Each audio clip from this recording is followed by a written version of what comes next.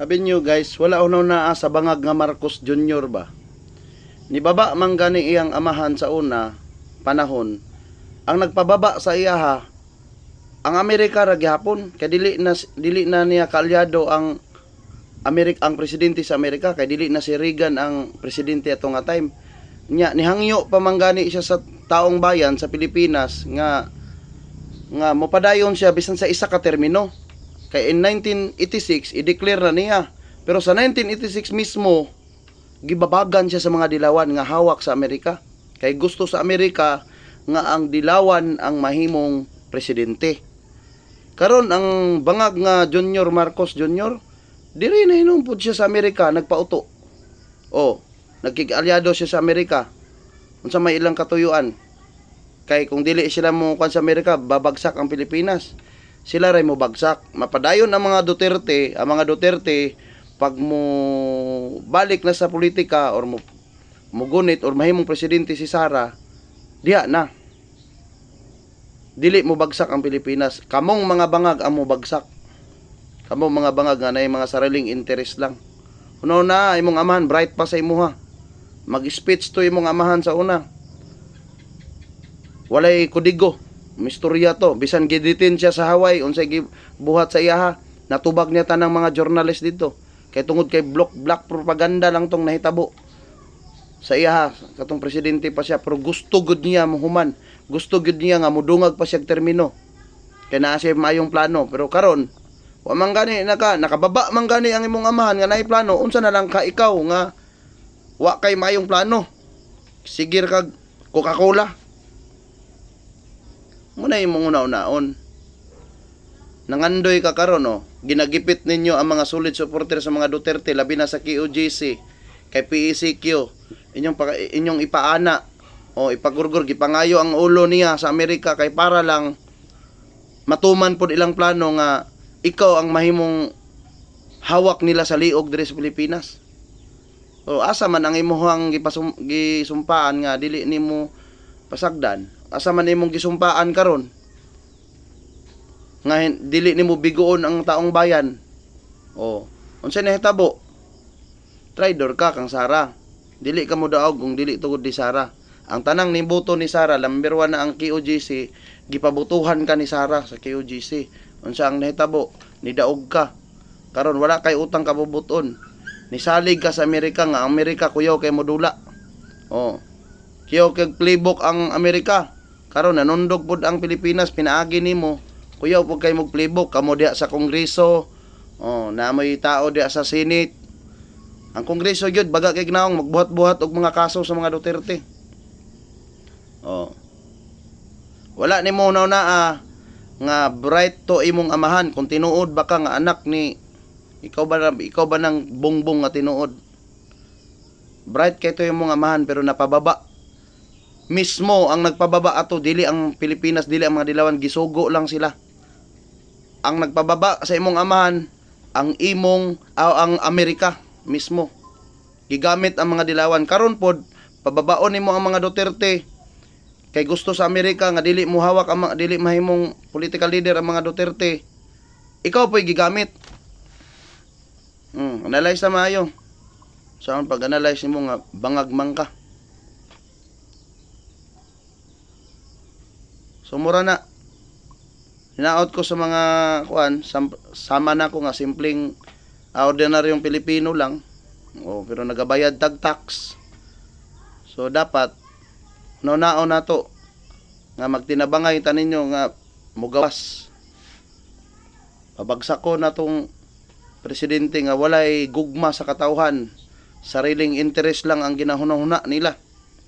Pauban ang ihang mga gipang appoint diha.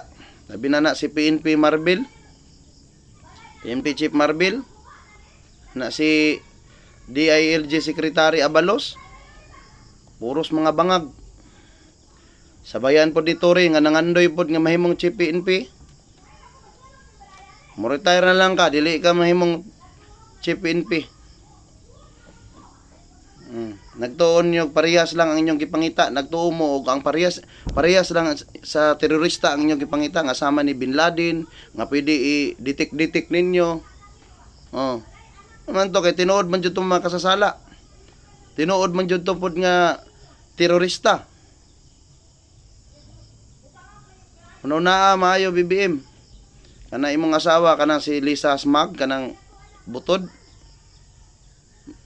Maghilak nagdugo. Noon daghan man mo kwarta.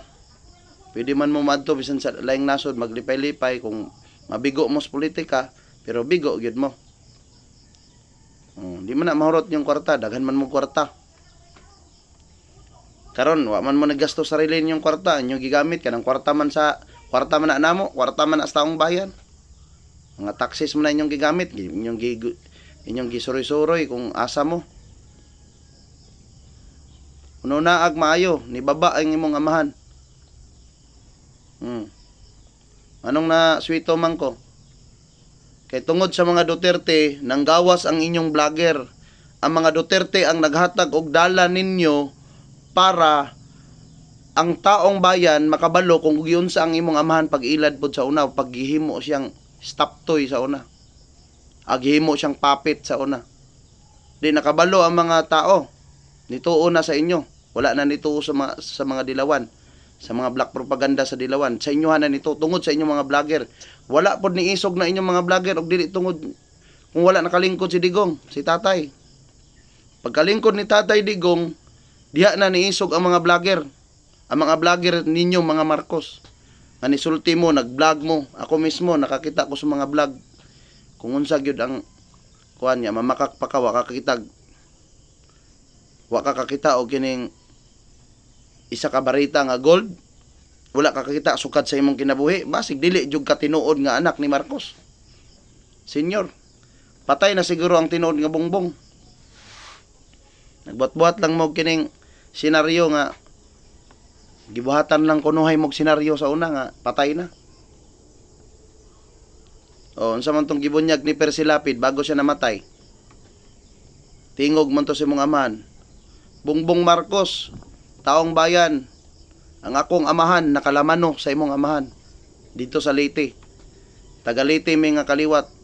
Ang akong amahan nakalamano pa sa imong amahan na maligyag dyaryo ang akong amahan 15 anyos.